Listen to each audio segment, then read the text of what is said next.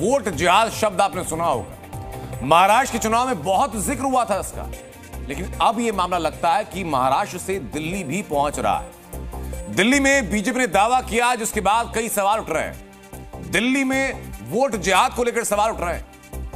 सवाल है कि क्या दिल्ली में वोट जिहाद किया जा रहा है और ये क्यों उठाया जा रहा है, उसके पीछे की वजह बताता हूं मैं आपको। क्योंकि दिल्ली के न्यू अशोकनगर की कॉलोनी में बीजेपी नेता जनसंपर्क अभियान पर थे, वोटर्स की लिस्ट हाथ में लिए हुए थे।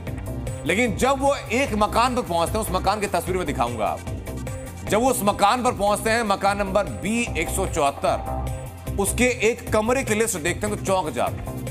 एक कमरे के नाम पर 38 वोटर्स लिस्टेड थे। लेकिन इससे चौंकाने वाली बात जानते हैं क्या है? वो ये कि ये लोग ना तो इस कमरे में रहते हैं और ना ही इन्हें किसी ने देखा है। तो सबसे पहले बीजेपी का दावा क्या है वो मैं आपको दिखाता हूं। इंद्रपुरी विधानसभा के न्यू अशोकनगर वार्ड में हूँ और एक बिल्डिंग है। हम लोग यहाँ वोट बनाने हम लोग यहाँ जनसंपर्क अभियान में हम लोग यहाँ आए। एक बिल्डिंग है B174, ये देखिए बिल्डिंग है। इसमें सारे किराए भी हैं। इसमें एक ऐसा कमरा है, एक कमरे में करीबन 38 वोट है और पता चला कि इस कमरे में कोई रहते ही नहीं। तो इसमें ये है नजीर हसन परवीन है यहाँ पे, है ना, और ये है रशदा बेगम हो गई, ताहिर खान हो गए, और ये मोहम्मद अजहर है। ऐसे ही जो नाम है, करीबन 38 के करीब वोट बने हुए हैं। 38 वोट बने हुए हैं। पता चला कि यहाँ रहते नहीं, और किसी ने कहा कि कभी मतलब पहले वोट के टाइम में आते हैं और रहते ही उत्तर प्रदेश के खोड़ा कॉलोनी में।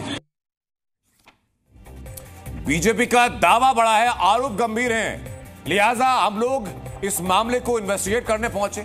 हमारे सहयोगी प्रमोद शर्मा न्यू अशोकनगर के उसी मकान B174 पर पहुंचे और पूरे दावे का फैक्ट चेक किया। रिपोर्ट जरा देखिए। इस वोटर लिस्ट में जिन जिन लोगों का नाम है उसके पते इसी बिल्डिंग के दिए हुए हैं। लेकिन हैरानी की बात यह है कि जब इन वोटरों के बारे में जानने के लिए यहाँ पर लोग आए तो कुछ लोग मोहम्मद तनवीर, शाहिदा बेगम, मोहम्मद हसन और साथ में जो ताहिर खान जैसे कई सारे ऐसे नाम हैं जिनको आप ये देख सकते हैं दस्तावेजों में हैं, लेकिन ये लोग दरअसल यहाँ पर रहते ही नहीं हैं। जो चीज़ है उसको सच्चाई बोलेंगे। मैंने यानी कि इस बिल्डिंग के नाम पे देखा भी नहीं यहाँ पे नहीं, हमने नाम नहीं सुना इनका ये। अच्छा। और इस बिल्डिंग में मुस्लिम लोग है भी नहीं वैसे तो।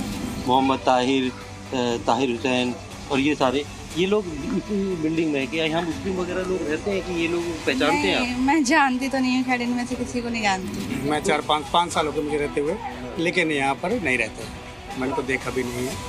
हाँ जी। तो ये जो है ये मतदाता पहचान पत्र जो है वो कैसे यहाँ पर बन गया? अभी ये मुझे नहीं पता। ये बताइए। ये इसमें जैसे मोहम्मद तनवीर है, शाहिदा खान है और इस तरीके के बहुत सारे लोग देखो ये तो सब थे, पहले नाम तो हमें पता नहीं, ठीक है ना।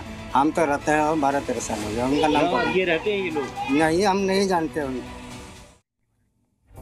एक कमरे के एड्रेस पर 38 वोटर्स के नाम है, वो लिस्ट मेरे पास मौजूद भी है। मेरे सहयोगी प्रमोद शर्मा वही नाम पढ़ रहे थे जो जिन लोगों के नाम इस एक कमरे के अंदर 38 नाम हैं। 38 नाम वोटर्स के हैं, लेकिन कोई मौजूद नहीं है। दावा यह भी कि ये लोग दिल्ली में नहीं बल्कि न्यू अशोकनगर से सटे हुए उत्तर प्रदेश के खोड़ा में रहते हैं। मतदान के वक्त दिल्ली पहुंचते हैं, वोटिंग करते हैं और लौट आते हैं। ऐसे में कई गंभीर सवाल उठते हैं। सवाल है कि क्या दिल्ली विधानसभा चुनाव से पहले फर्जी वोटर्स का कोई खेल चल रहा है?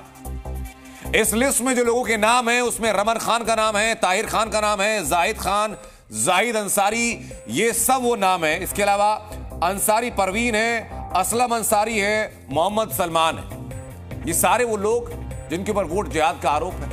ऐसे में वोट जिहाद के सवाल लगातार उठ रहे हैं। सवाल ये भी कि क्या ये 38 लोग दिल्ली और यूपी दोनों जगह के वोटर्स हैं या खाली खोड़ा से दिल्ली पहुंचते हैं, यूपी से दिल्ली पहुंचते हैं दिल्ली में वोट डालने के लिए? दिल्ली में फर्जी वोटर्स का आरोप बीजेपी ने ऐसे वक्त में लगाया जब ठीक 2 दिन पहले दिल्ली की मुख्यमंत्री आतिशी ने बीजेपी और केंद्र सरकार पर गलत तरीके से वोट काटने का आरोप लगाया। एक बहुत बड़े स्तर पर सरकारी तंत्र के माध्यम से केंद्र सरकार दिल्ली वालों के वोट काटने का काम शुरू कर रही है। ये एक सिस्टमैटिक स्टेप बाय स्टेप तरीके से हो रहा षड्यंत्र है। एक तरफ दिल्ली सरकार केंद्र सरकार पर वोट काटने का आरोप लगा रही, तो दूसरी तरफ बीजेपी फर्जी वोटर्स की लिस्ट जारी कर रही है। यानी कहा जा सकता है कि आने वाला दिल्ली विधानसभा चुनाव बेहद दिलचस्प होने वाला है। आगे बढ़ते हैं।